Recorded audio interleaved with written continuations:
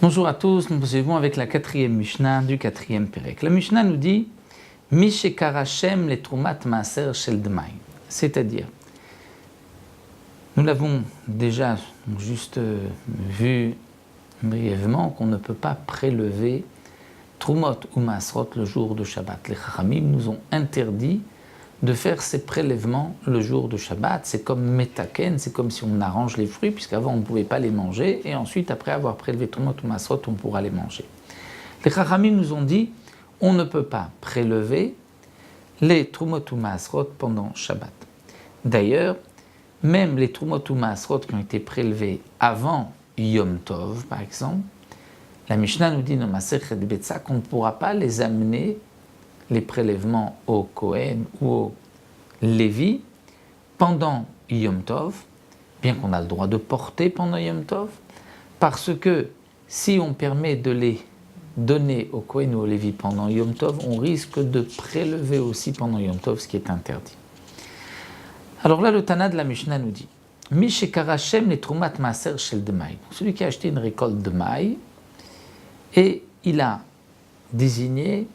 avant Shabbat, il a dit la trumat maaser que je dois prélever va être donc prélevée au nord ou au sud donc des fruits que j'ai devant moi. Donc il a fait comme l'a vu Kriyat Shem, c'est-à-dire il a désigné l'endroit et c'est suffisant pour que le prélèvement soit considéré donc comme valable et qu'on peut ensuite manger le reste de la récolte. Pourquoi le Tana nous parle de Trumat Maaser Shel Dmai, bien sûr,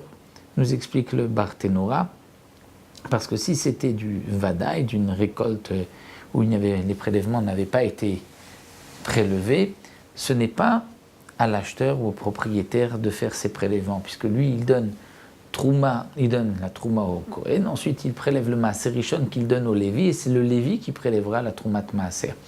Donc le Tana nous dit ici, la Trumat Maaser que je veux prélever, c'est obligatoirement de Dmaï, puisque là ce n'est pas le Lévi, puisque je ne suis pas obligé de donner le Maaser Rishon au Lévi, je vais juste le prélever, et ensuite je prélève la Trumat Maaser. Donc celui qui a désigné la Trumat Maaser du Dmaï, ou le Maaser Ani Shel Vadaï, ou bien le Maaser Ani, donc ce deuxième prélèvement, un dixième de ce qui reste, Shel Vadaï, d'une récolte Vadaï où on n'a pas eu de prélèvement, eh bien, Lo Yitelem Be Shabbat, il ne pourra pas ensuite les prendre pour les donner au Kohen. Il a désigné un endroit, les prélèvements ont été faits, eh bien il ne pourra pas les prendre pendant Shabbat pour les donner au Kohen ou à un pauvre, même s'il se trouve dans la cour, dans le Maboy, où il n'y a pas d'interdiction de porter.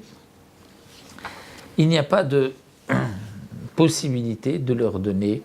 parce que, comme nous l'avons vu, c'est une interdiction pendant Shabbat de leur donner Shabbat et Yom Tov. Malgré tout, si le Kohen ou le pauvre avait l'habitude de manger à sa table, eh bien il pourra leur donner à manger de ses fruits, donc pour le Ani, le pauvre, le Maaser Sheni, pour le Kohen, le Trumat Maaser.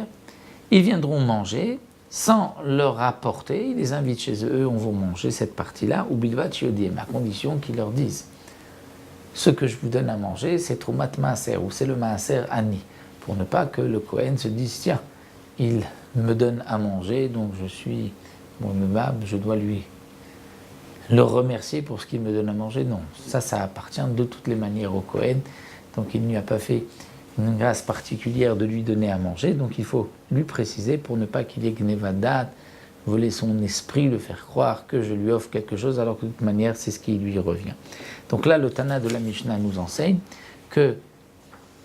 avant Shabbat, on a désigné l'endroit où se trouve la Trumat Maaser, mais on n'a pas prélevé, et on ne pourra pas pendant Shabbat prélever et donner